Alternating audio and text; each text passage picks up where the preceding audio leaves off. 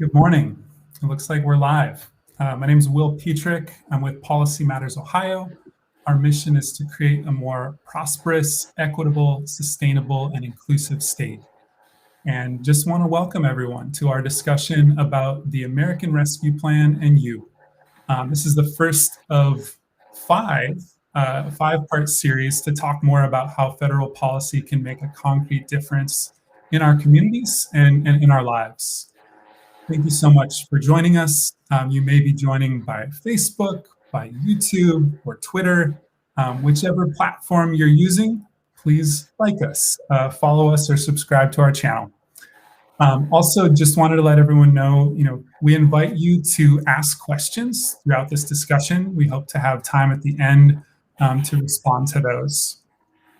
So you'll hear today from experts on food, tax credits for working families, and housing.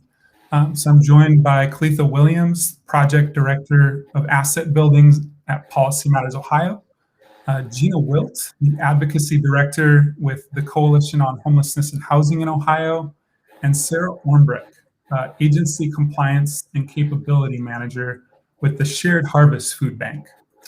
So welcome. Thanks for joining us this morning. Again, my name is Will Petrick. I'm the budget researcher of Policy Matters Ohio. I'll be your host for today. Before we jump in, I do just want to take a moment to recognize earlier events of this week. We want to recognize George Floyd and his family. His life mattered and his entire family is in our thoughts. The verdict won't bring back his life or the many other Black people killed by law enforcement, but hopefully it brings some measure of accountability. Around the same time that the verdict was announced, a white Columbus police officer shot and killed 16-year-old Makia Bryant. He had called the police to ask for help. I invite you to take a moment to acknowledge Makia's life, her family, and her community.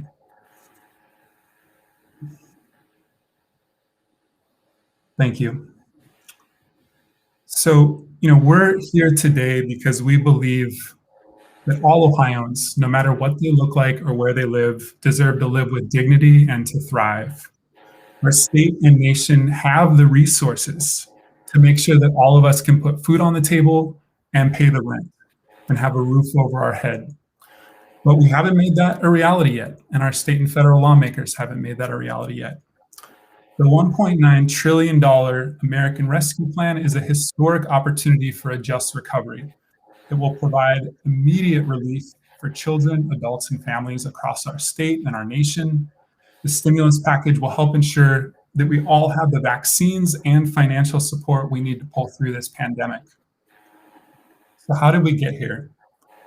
COVID-19 has upended all of our lives. Hundreds of thousands of Ohioans have been laid off through no fault of their own. Many people have been out of work for several months and are struggling to put food on the table, to pay the rent, and afford basic necessities to support themselves and their families. And we also know that this pandemic and the recession has hit Black Ohioans the hardest as a result of structural racism. The Biden administration made the recovery package a focus of their first 100 days. This $1.9 trillion investment would not be possible without the long, hard work of people advocating and a wide range of groups organizing. It was people like you all on this call who helped make it plain and clear what was needed and what we needed in this bill. When we join together across our differences and demand a government that cares for all of us, we can make tangible differences in people's lives, in millions of people's lives across the country. So this is a meaningful win, and we just want to thank you and everyone for speaking up about the needs in your community. So one major question folks are asking, and a big part of why we're here today, is who all does this help and how will this help? So this first image shows a high-level summary of the federal dollars that will be invested across the nation. This legislation invests in a broad-based recovery and focuses on industries and communities who have been especially hard hit. People are also asking, what is this going to mean for our state and for Ohio? Ohio's state government will receive $5.6 billion, and Ohio's local governments will get $5.4 billion. State and local governments will then decide how to invest these resources in our communities. In addition, people across the state receive economic impact payments of up to $1,400 per person, and many more will receive relief from tax credits.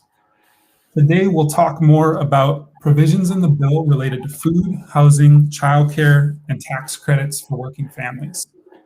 Before we jump into the substance, I want to ask each of our panelists to introduce themselves and to respond to a question about why public policy matters. So I'm going to start by asking Kalitha to start. Can you introduce yourself and share a moment when you realized the power of policy to transform people's lives? Sure, thank you, Will. I'm Kalitha Williams, and I'm the Project Director of Asset Building at Policy Matters, Ohio.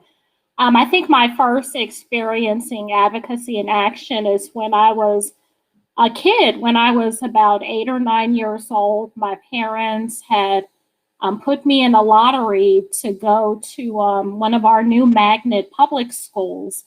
And when they went to the lottery drawing and they found out that I got accepted into one of the schools they wanted me to attend, they learned that our school district was not going to have a special transportation bus to take any of the students to these new schools.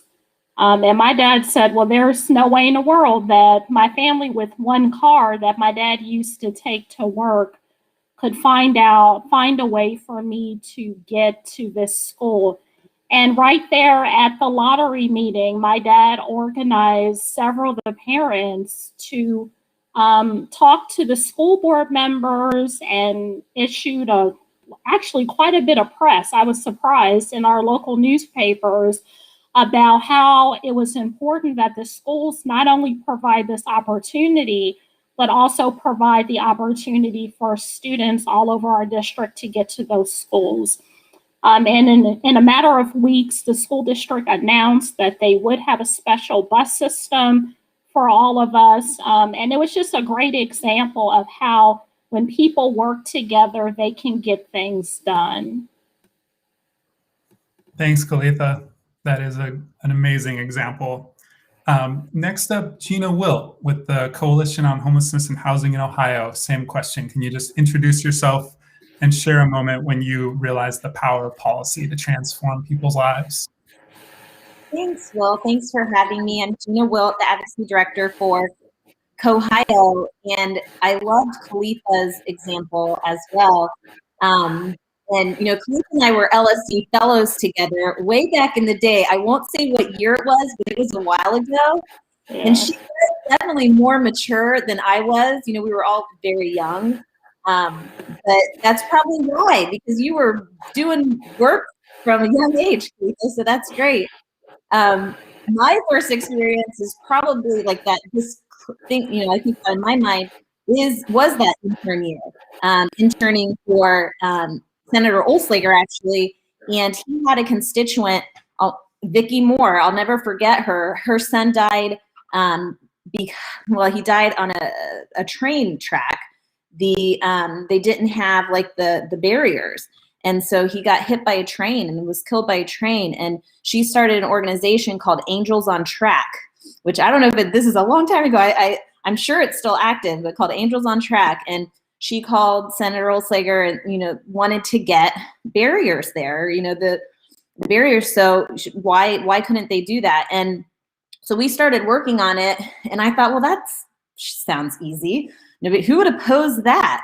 What's the big deal? Well, then who's going to pay for it? And well, the railroads came in, and I'll never forget the day the railroad lobbyist came in, and I'm an intern probably there for a few weeks, and he's yelling at me, cursing at me, how dare you try to do this work, you know? And I was like shocked, but it just kind of hit me all of a sudden how things work, why things work the way, and why we need to be advocates like 100% of the time, all the time. And we were able to get not only those tracks where her son was killed, but we were able to do that across that whole district. So I mean, it didn't happen overnight, but it did happen pretty quick.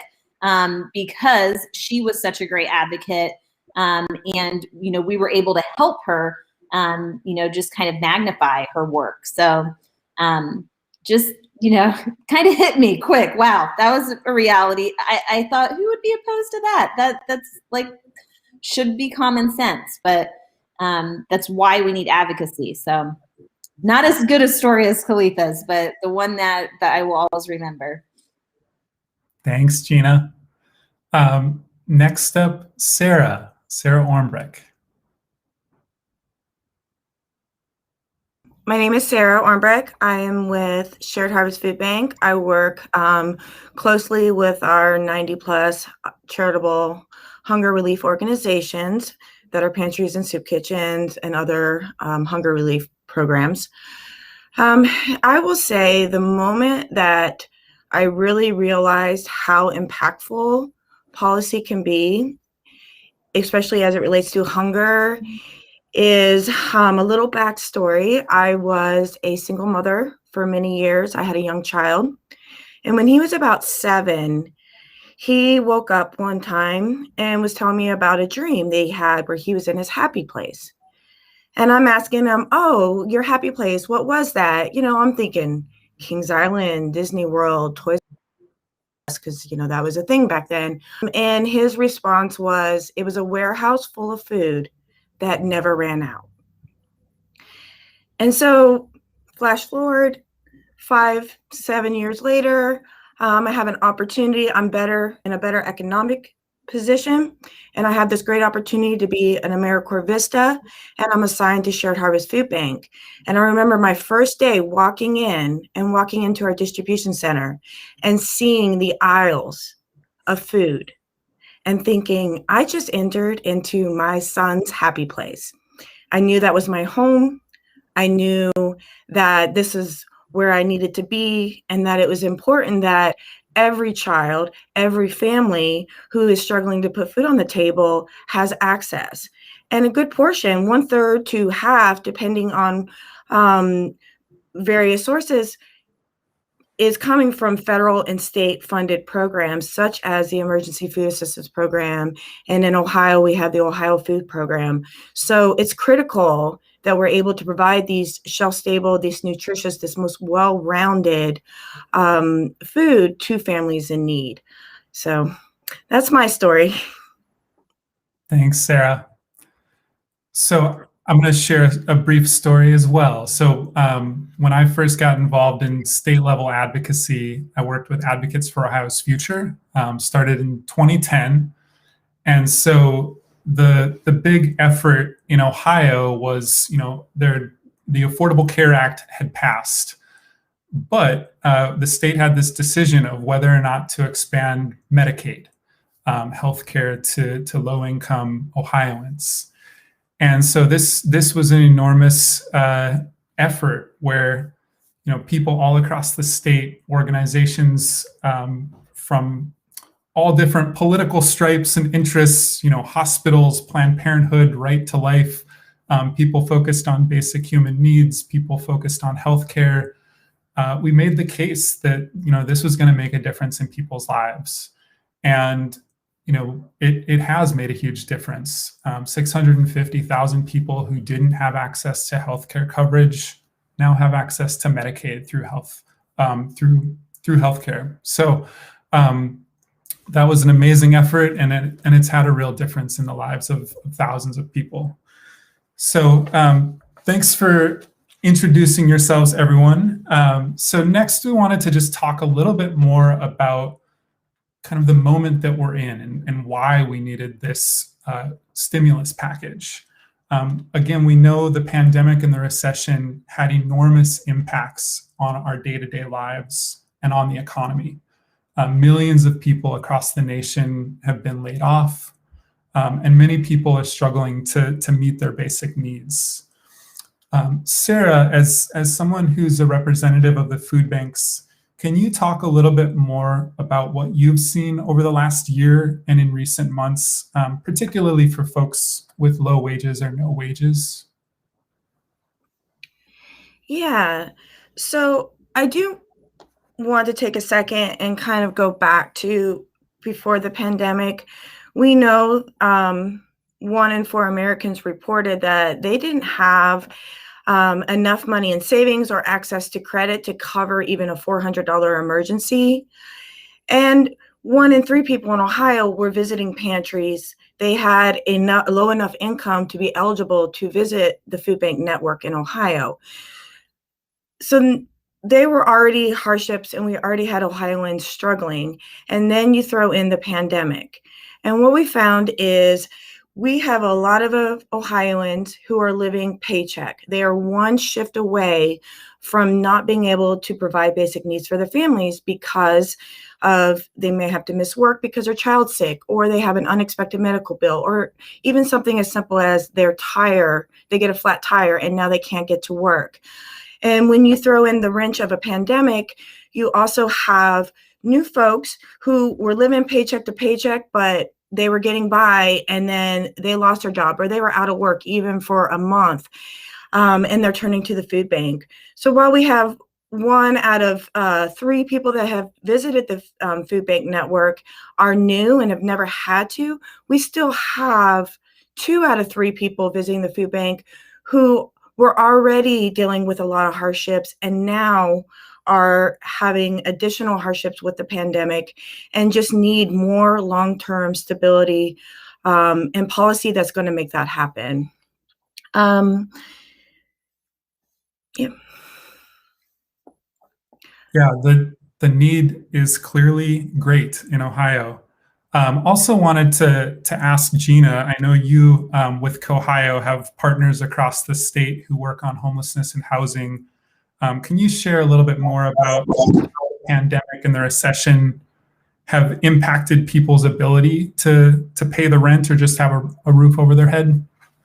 Yes, no, absolutely. And I think Sarah did a great job kind of laying it out and also remembering, reminding us that pre-COVID, we already had problems. We already had struggles and challenges. So pre-COVID, we know that only 3 out of the 10 most common jobs pay enough to afford a 2-bedroom apartment. So we had over 400,000 households were spending over half their income on rent. We were having hundreds of thousands of evictions each year. And we have, the 1 in 4 number, that's the number we're trying to change, right? That 1 in 4 number. We had 1 in 4 households that were eligible for rental assistance that would actually get it. So, so 1 in 4 households eligible get it. So that means 75% of the people who are eligible for rental assistance do not get it. So only 25% of people who are eligible are actually getting it. However, you need to say that to understand it, to really let it sink in that's such a huge number. So I think COVID made things worse. We had fewer jobs. So, more tenants behind on rent. I think it's right now we have about close to 20% of Ohio tenants are behind on rent. And Ohio is actually, Marcus pulled this up for me. Ohio is ranked 9th highest portion of renters at risk of eviction in the nation. So that's not good. Ohio is ranked 9th highest portion of renters at risk of eviction. So, it's a big challenge. There's already the lack of affordable housing, and now the tenants who are struggling can't keep the housing that they have. Thanks, Gina. I also just wanted to remind folks who have joined us, feel free to ask questions in the chat, and we'll try to get to your questions at the end of the discussion. So, Gina and Sarah both highlighted, even before the pandemic, the needs were great for Ohioans with low wages and low income. And when the pandemic emerged, those needs just increased. We saw a bunch of people at risk of losing their homes, at risk of evictions. And so the American Rescue Plan is here. It was signed into law a little over a month ago, and we know that it will provide some immediate relief for kids and adults and families. So wanted to start with Sarah. Can you talk a little bit more about how the American Rescue Plan supports food security, how it supports people to help put food on the table? Yeah. Okay, yeah, so there is a lot of great ways that the American Rescue Plan is helping to secure food for families in need. It has extended out through September the 15% boost, both for the maximum SNAP household benefit, as well as for the pandemic EBT, which is for children who otherwise would be receiving free or reduced school-based meals. It has provided funding to the state to be able to respond to the increase for SNAP, as well as increased funding for WIC, which is going to give families with household members who are pregnant, as well as young children, access to be able to buy more fresh fruits and vegetables, which is so critical in that development and growth timeframe, and to provide more innovative ways to reach and connect with more eligible moms and young children. When we talk about how that 15% boost to both the SNAP benefit and the PBT, we're talking about families who are now able to go and either buy more meals for their family, or even more importantly, buy food that's going to allow them to make more nutritious, well-balanced, healthy meals for their family. SNAP, it stands for Supplemental Nutrition Assistance Program. The key word there being supplemental. It was never intended to be something where they can provide a full month worth of meals for their family. It was supposed to be supplemental, and it certainly doesn't address the cost. The healthier the food, the more fresh the food, the more expensive food is. That's an absolute, for everybody. And it also doesn't address now the historic food prices we have with the current pressures on the supply chain with food. So it's quite frankly, that 15% boost is something that was needed much longer before the pandemic, and something that we really would be beneficial beyond the pandemic.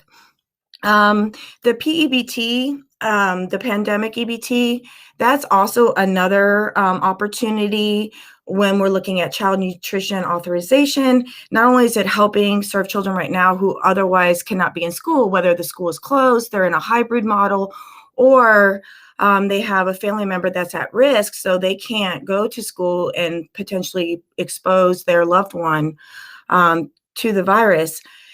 It's giving them the opportunity not to miss those meals. Their caregivers can now go out and purchase the food that they would otherwise get at school. And it also opens up opportunities for the future with child nutrition authorization, which I know we'll get into that more later. But most, and of course, like I said about WIC, it's going to get folks to have better opportunities to be able to access these benefits that they're eligible for, that they're not accessing. I would be remiss to point out, though, there is one gap in the American Rescue Plan where there was no additional funding for the Emergency Food Assistance Program. And this is a program that a federal public program that food banks really depend on. It provides, as I said earlier, opportunities to put more shelf-stable, more nutritious, more well-rounded items in pantries to help families in need. And I don't know if a lot of people realize, but nearly half of the folks that are visiting pantries, they make slightly just above what would make them eligible for SNAP. So the food bank, that is their only place that they can really go to get help to make that they're being able to provide food for their entire family, as well as them seniors living on fixed income, where that pantry helps them not have to choose between medicine and food, between housing and food. And it helps very much the people that we're serving. So one of our partners who also helps out with the mass distribution that we do every month in one of the counties we serve, they shared a story with me of somebody who heard about this distribution, reached out to them and said, look, I really need help with food. I don't have transportation. I don't have family. I don't have support. It was an older gentleman. How do I access this food? And they were able to come together with the food that they were able to receive from us and bring it to him so that he could have food. And so really being able to be innovative and address hunger in different ways while not also having to worry about where that food's coming from, because we have that here in the network through the food bank, I think is key, and why that additional funding is so important. Sarah, for sharing that overview, both about the benefits, but also the gaps and what more is needed to support Ohioans. I want to turn now to Gina. Gina, can you talk a little bit more about how the American Rescue Plan will help people pay the rent and how it will help address homelessness? Sure. And so the housing funding in the American Rescue Plan is great. I mean, it's an unprecedented opportunity. It's an unprecedented effort, and it's unprecedented resources. It's a massive investment that really can make significant strides in ending homelessness. And a lot of times when we're working on housing and homeless issues, we talk about moving the needle. We need to move the needle. If we could just move the needle a little bit. But I think this rescue plan, along with the potential and upcoming infrastructure bill, these are massive investments that could do more than just moving the needle. They really can help us make significant strides in ending homelessness. So the housing funding and American Rescue Plan, and I can share my screen because it's a lot of numbers. So should I try sharing my screen here? Let me pull up. Let's see if it lets me here. Whoops, is that it? Oh, somebody else is sharing that screen. So yes, and I'm wondering if I can't remember what I sent to you. Maybe I didn't send everything over, but so that was, yeah, so this is the overall. This is the big picture, and you'll see really, even if you look at this big picture, you can see the renters and homeowners, that $40 billion is, it's still a small sliver. So we have that coming through the American Rescue, and that's great. But we also, of course, want to work with that blue. Is it look blue to you? Blue, purple. Sometimes I'm colorblind. That blue piece of the pie is. Oh wait, no, it's like a greenish. Sorry, below the blue, it's like kind of a greenish color. That piece of the pie, we want to tap into that too, and make sure we're doing some housing and homeless work with some of those dollars. But yeah, so the ARPA dollars already related to renters and homeowners is the orange, and it's that $40 billion. And I can just tell you, I can go through the big numbers. So for the federal level, it's emergency rental assistance. So more emergency rental assistance. It's $21.5 billion. And then we get $5 billion through the home program formula on just risk of homelessness. So secure housing for people at risk of homelessness. That will go through HUD. And then another $5 billion for emergency housing vouchers, also through HUD. There will be $5 billion for utilities and water. And if you are going back, so you will be able to pay back bills. And then $10 billion for homeowners to avoid foreclosure through the Homeowner Assistance Fund. And then there's some others, but so those are the federal numbers. So like to break it down to the state level, at the state level, the emergency rental assistance, Ohio will get $614 million in addition to what's in the CARES Act, in addition to what was in the relief. Now we have emergency rental, or now we have rescue, ARPA or rescue. So through ARPA or rescue, however you like to describe it, we'll get $614 million for emergency rental assistance in Ohio. And then through the homeless assistance and supportive services, we'll get around 91.9 million. And then there's also the homeowner assistance fund that will most likely go through OFA, the Ohio Housing Finance Agency, and they are getting $281 million, and that is for homeowners. So you have to have a mortgage, so it's homeowner assistance fund. So I know this is a lot of information. So $5 billion to reduce homelessness. That's the federal number. Ohio gets again 91.9 million. And then of course the cities and counties are getting dollars too. So that's a whole nother story.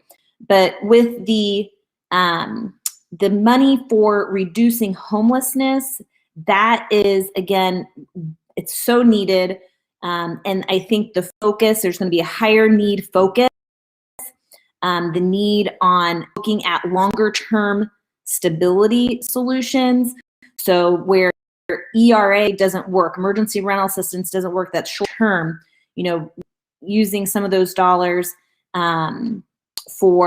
think about someone who's experiencing domestic violence issues, someone who's dealing with human or sex trafficking.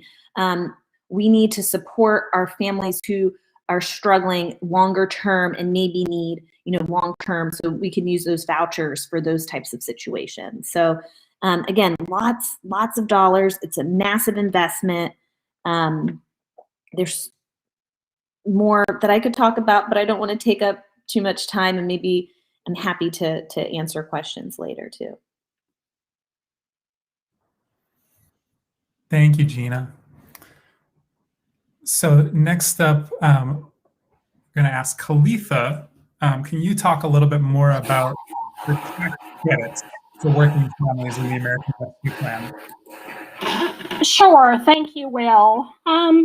So the federal earned income tax credit and the child tax credit have been in existence for decades, and they were designed to help working families.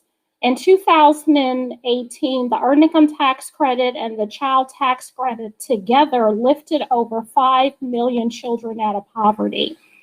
And these programs are the most powerful anti-poverty programs that are administered at the federal level.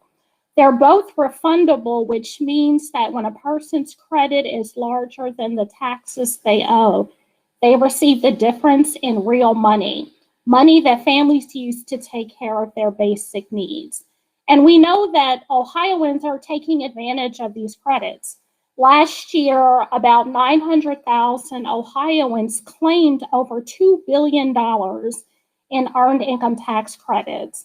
And Ohio families received an average benefit of over $2,400. So it was a great opportunity to reach these families through tax credits that we know are already working. So the American Rescue Plan temporarily expanded the earned income tax credit and the child tax credit. Specifically with the earned income tax credit, it expanded it to help a very important and often neglected population, childless adults. And childless adults include non-custodial parents or parents that do not live with their children. These parents may provide support to their children, but they are not allowed to claim them for tax purposes or tax relief. This group of people has been consistently taxed into poverty. And I'm going to ask that my slides be put up. I want to take a look at some of the key expanded EITC benefits in the American Rescue Plan. So it nearly triples the maximum benefit to childless workers from just over $500 to about $1,500, which is a tremendous benefit to a group of people who receive such a low benefit. It increases the annual income cap on accessing the benefit for childless workers from $16,000 to $21,000 a year. And then in an effort to help our young low-income workers, it lowered the age floor to access the credit so that 19 to 24-year-olds can claim the EITC as long as they're not full-time students. And now to the expanded benefits and the child tax credit. Before the American Rescue Plan, the lowest income workers were not able to take advantage of full refundability of the child tax credit. Can you go to the next slide, please? But with the expansion in the American Rescue Plan, now the credit is fully refundable to the families of 27 million children who previously their income was too low for their child tax credit to be fully refundable.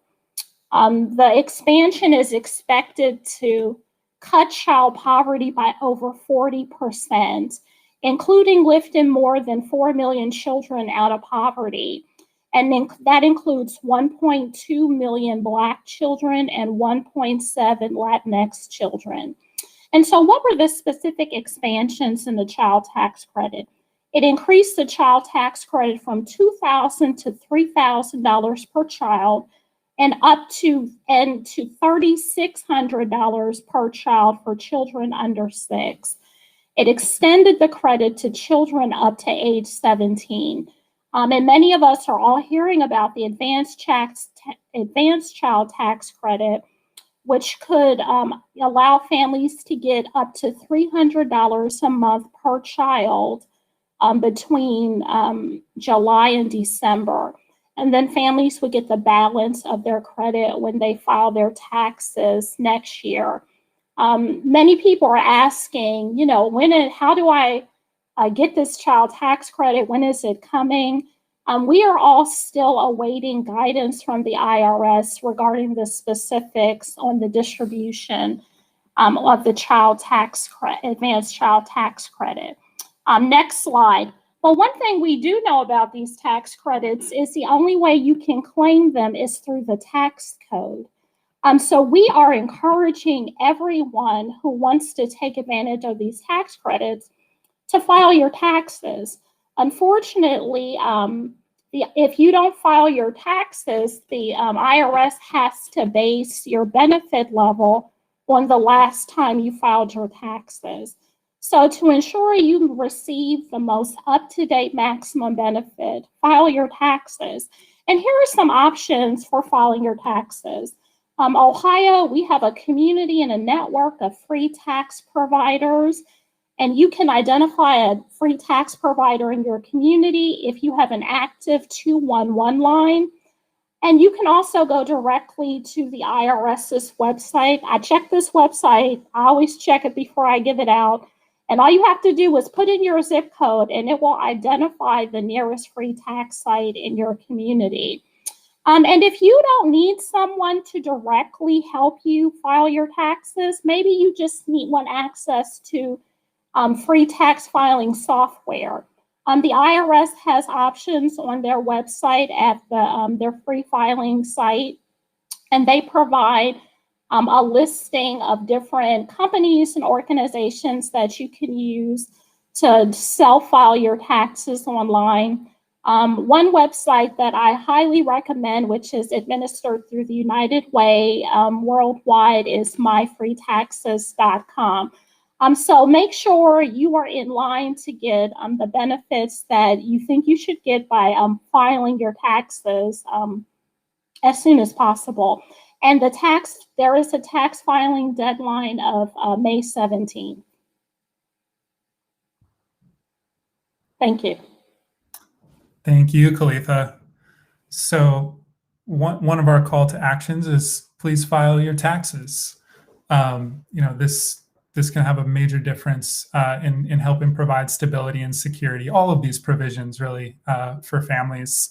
I'm going to take off my host hat and talk briefly about some of the provisions related to childcare in the American Rescue Plan.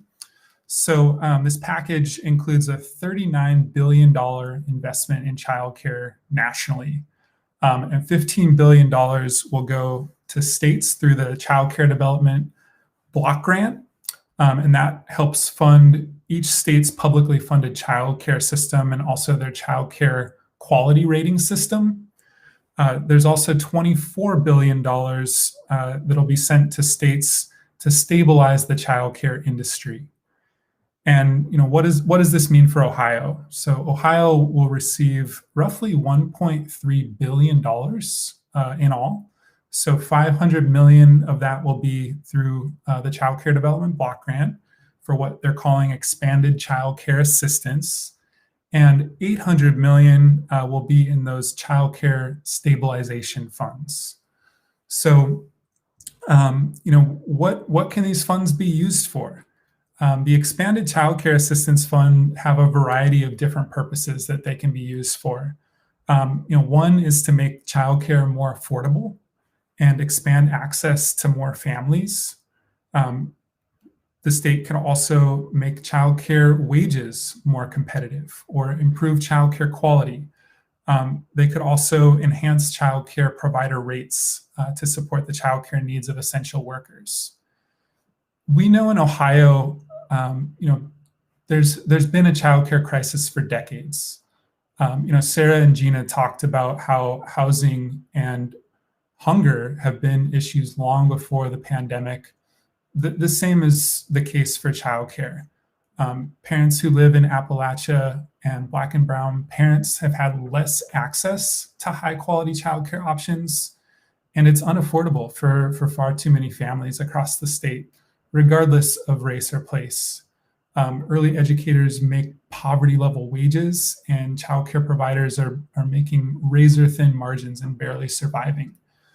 So even before COVID, the childcare system was fragile and unstable. So, we're going to be advocating, ultimately the Ohio Department of Job and Family Services will have a lot of authority about how these funds are allocated to families and to childcare providers. And so we're going to be advocating to use these resources to make childcare affordable to more working families who need it by increasing initial eligibility for publicly funded childcare up to 200% of the federal poverty level.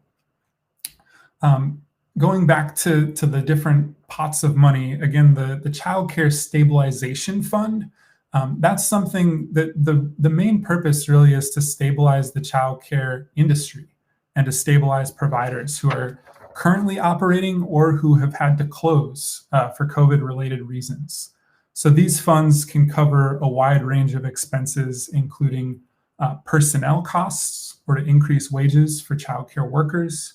It can cover rent payments, facility maintenance and improvements, personal protective equipment, COVID-related supplies and goods and services. It could also be used for mental health supports for children and for early educators, or other costs associated with the public health emergency. Just in terms of timing, these stabilization funds must be spent by the end of federal fiscal year 2023. So that's September 30th of 2023. And the Child Care Development Block Grant funds must be spent by the end of federal fiscal year 2024. The federal bill also made an additional $1 billion investment nationally for Head Start and Early Head Start programs. And the other thing, Khalifa mentioned both the Earned Income Tax Credit and the Child Tax Credit. There's another tax credit called the Child Care and Dependent Tax Credit. And that's a tax credit that can be taken by families with child care or senior care expenses. So this could include hiring a nanny or paying for in-home senior care or sending kids to childcare or summer day camps. And so the expansion of this childcare independent credit will let parents or guardians deduct the cost of caregiving for dependents up to $4,000 for one child or up to $8,000 for two or more children annually. And ultimately, this will help parents and families be better equipped to pay for childcare. So I think one important thing with each of these issues is, this stimulus package, while it's very meaningful, and like Gina said, it's not just about moving the needle. Like, this is about, making real changes in people's lives. It's also important to note that many of these provisions are temporary and time limited. So just wanted to get your thoughts, Gina, on what more is needed to build this long-term foundation of stability and security for Ohioans, and what more can state and federal lawmakers do? That's a great question, Will, and I think it's so important that we talk about this and that everyone in the advocacy world that we're thinking about this and prioritizing kind of this conversation. So like in the housing space, we do recognize this is one-time funding. So what's the best way to use one-time funding? Well, development. Let's build more affordable housing, because that's one-time funding, but that's going to have long-term, 30 years, hopefully, maybe longer, consequences, positive consequences. So thinking about, our non-congregate settings, thinking about shelters differently. COVID has made us think maybe congregate settings aren't the way to go more when we're thinking about shelters. Maybe we need to think about non-congregate emergency shelter systems and ideas. So let's build, let's develop, let's do major preservation, major changes to make sure we have more affordable housing, non-congregate shelters, that we're doing more permanent supportive housing. We have our friends and neighbors who struggle with severe and persistent mental health issues. They need that supportive help. So permanent supportive housing is a great option. We know we can't end homelessness without having permanent supportive housing. So let's make sure that permanent supportive housing is all throughout the state. So really thinking, okay, it is one-time funding. So let's use one-time funding in a way that we know it's still going to have positive long-term consequences. And so of course we want to use ARPA, I don't know if I like ARPA, rescue. We want to use rescue for the housing counseling and, prevention services. But we have to remember, yes, this is one time. So I think when we think about this too, we have to think about collaboration and really bringing our state stakeholders to the table, because I think some of our state policymakers, they see all these dollars coming through and they're like, well, what can we do? This is like peanuts compared to what you can do with the federal dollars. Well, no, we need the state. We need the state to play a role, and we need to focus on the things that are long-term, because this is going to come and go. This money is going to come and go, but let's make sure that the state is leveraging this too in the best way possible. So there are ways to make sure we maintain our state dollars and maybe even grow our state dollars so that we can take better advantage of these federal dollars coming through. So yes, this is local, state, and federal. We all have to be working together. We all have to collaborate. And we have to make sure people do remember that this is one time, so that they don't think, oh, well, we are going to solve all the problems with this. Well, no, we're not going to solve all the problems with this. This is one-time funding. So I'm sure others would have more to share, but that's a great point, Will. Yeah, thanks, Gina. I also wanted to get Kalitha's thought on that question about what's needed long-term. Sure. In reference to tax credits, as I stated earlier, they are temporary just for 1 year, but there are already calls to make these tax credits permanent. When we're talking about tax credits that lift children out of poverty, why wouldn't we just want to maintain successful programs that keep our children out of poverty. U.S. Senator Sherrod Brown, who has been a champion for the earned income tax credit for many years, he is already, I think like a couple days after the American Rescue Plan passed, he immediately called for making these tax credits permanent. And there's some history here. During the Great Recession, there was another expansion of the earned income tax credit and child tax credit. And during the same time that the credits were getting ready to expire, Congress wanted to extend business tax credits.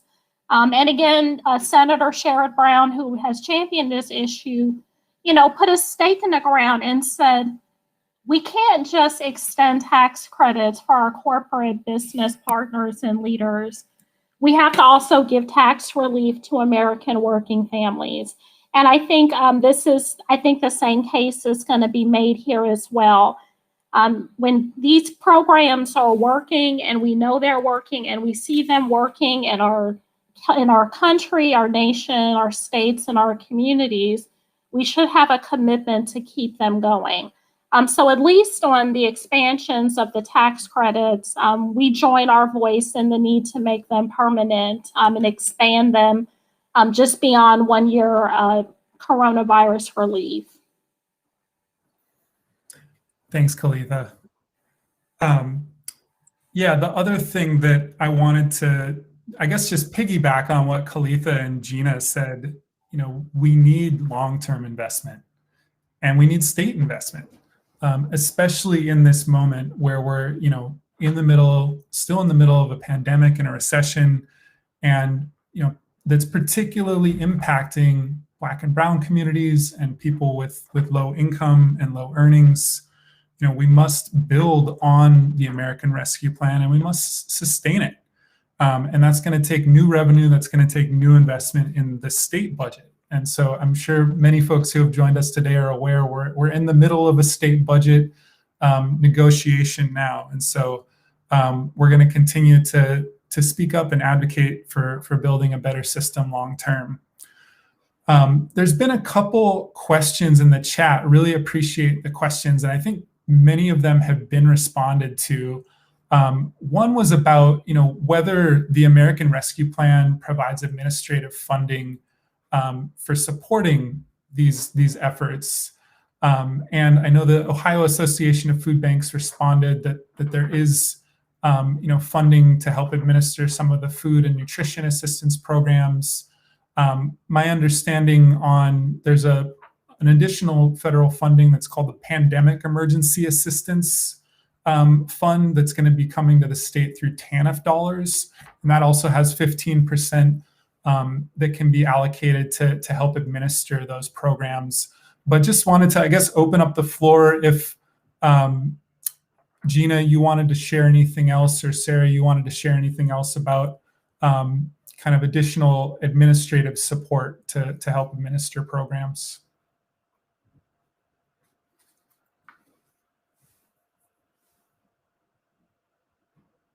But I will say that it is important to have the capacity to provide the services. We need to make sure that folks can hire people, even with emergency rental assistance.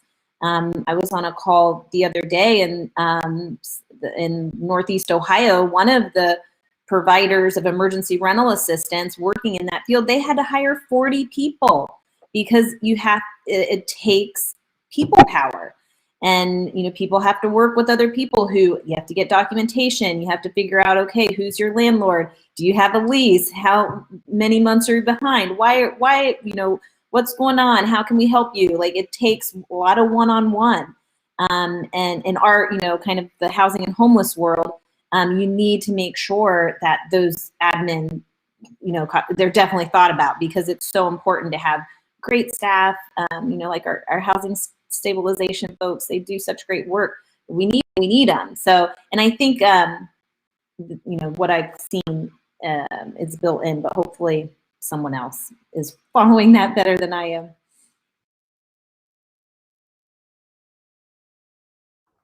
Thanks, Gina. Another question that we got from Naomi was around just the timeline of when we might start expecting to see funds flowing to the state, but also when we might see the state of Ohio putting out RFPs for folks in communities to access these dollars.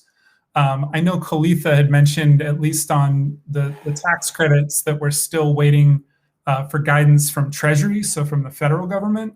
But yeah, just wanted to open the floor for anyone to respond to that question.